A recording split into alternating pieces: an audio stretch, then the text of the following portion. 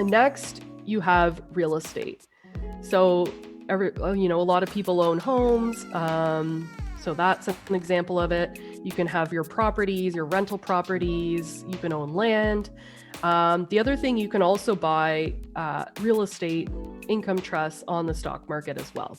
So you can hold other forms of real estate. And next we have stocks. And stocks are just, all it is that you're owning a piece of the company.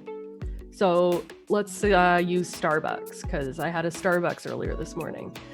So let's say you wanted to buy shares in the Starbucks company.